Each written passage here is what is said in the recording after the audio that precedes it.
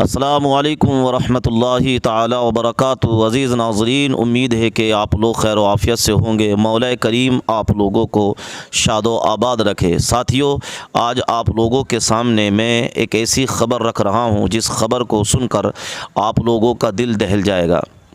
दोस्तों, ख़बर है भिवानी ज़िला के एक गाँव के पास की। 11 अगस्त से एक महिला टीचर जिसका नाम मनीषा है वो गायब हो जाती है और उसके बाद उसके घर वाले उसको तलाश करते हैं मगर वो कहीं नहीं मिलती है। फिर घर वाले पुलिस थाने में जाकर इस बात की शिकायत दर्ज करते हैं तो पुलिस छानबीन में लगती है तो 13 अगस्त को इस लड़की का जो शव था वो भिवानी ज़िला के गांव के पास में पड़ा हुआ एक खेत में मिला। दोस्तों, हालात ये थे कि इस लड़की के चेहरे पर ज़ख़म लगे हुए थे और इस घटना को सुनने के बाद जो है उस लड़की के घर वाले और पूरे इलाके में सनसनी मच गई कि आखिरकार ये हुआ क्या है।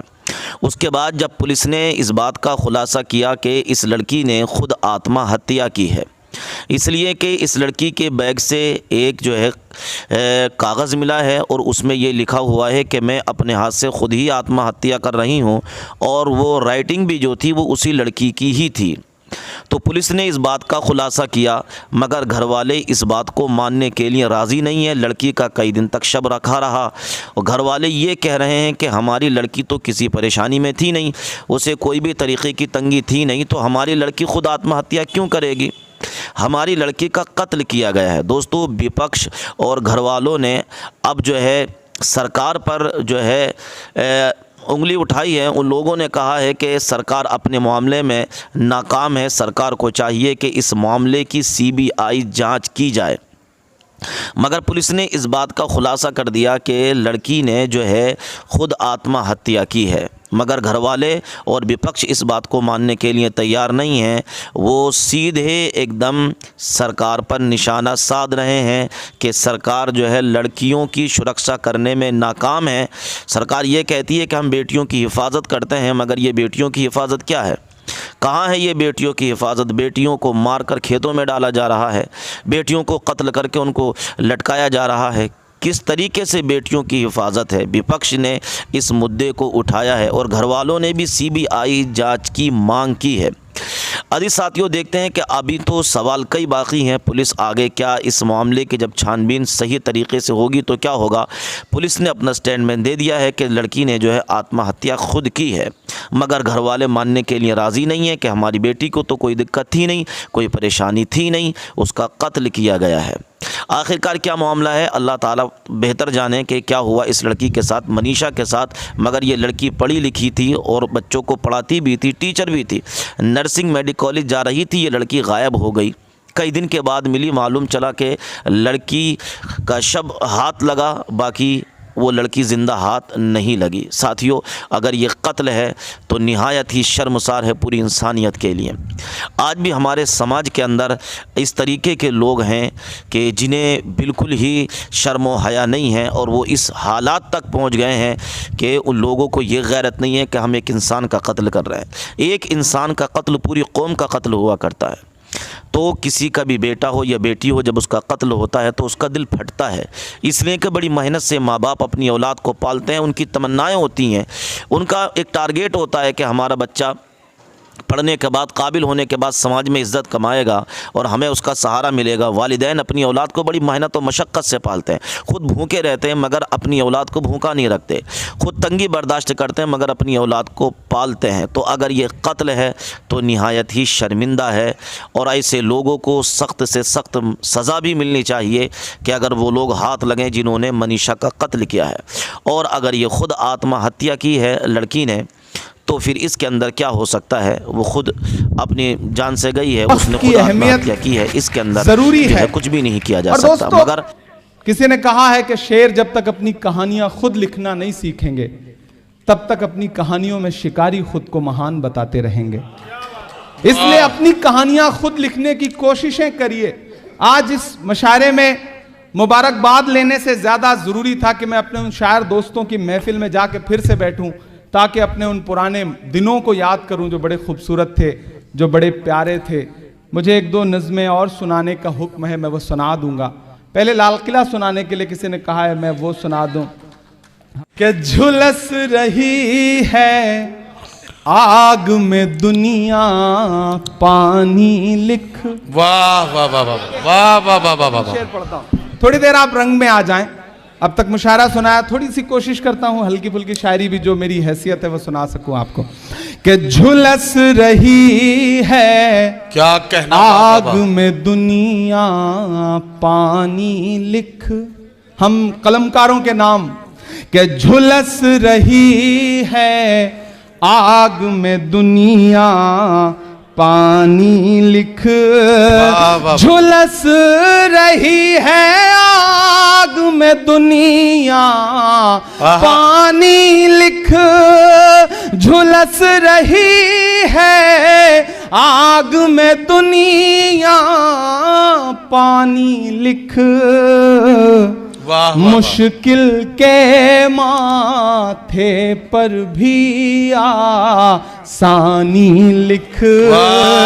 मुश्किल के माथे पर भी आसानी लिख। और एक कागज पर बेबस माओं के आंसू। एक कागज पर बेबस माओं के आंसू। दुनिया में एक मुल्क है और उस मुल्क की तस्वीरें आपकी आंखों के सामने है। मैं ये शेर पढ़ रहा हूं कि एक कागज पर बेबस माओं के आंसू। एक कागज पर बेबस माओं के आंसू। एक कागज पर बच्चों की कुर्बानी लिख। एक कागज पर वाह वाह वाह वाह बच्चों की कुर्बानी लिख। और लिखने वाले दरिया को एक चिट्ठी भेज। लिखने वाले दरिया को एक चिट्ठी भेज। आप पहुंचेंगे वहां तक। लिखने वाले दरिया को एक चिट्ठी भेज। उसमें फिरौनों की कारस्तानी लिख। उसमें फिरौनों की कारस्तानी लिख। लिखने वाले दरिया को एक चिट्ठी भेज।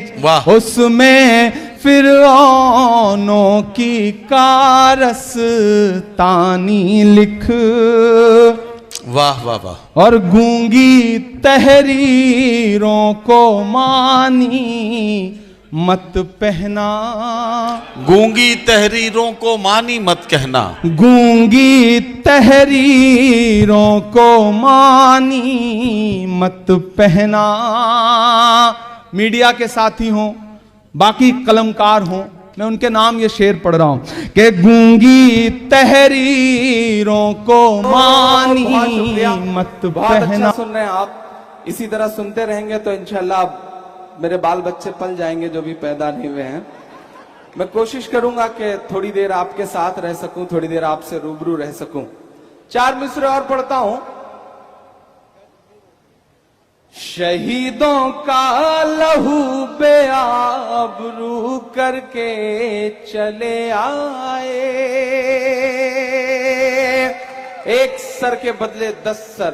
याद होगा वो मंजर जब शहीद हेमराज की लाश आई थी, सर रह गया था वहां पर, काट लिया था दुश्मनों ने।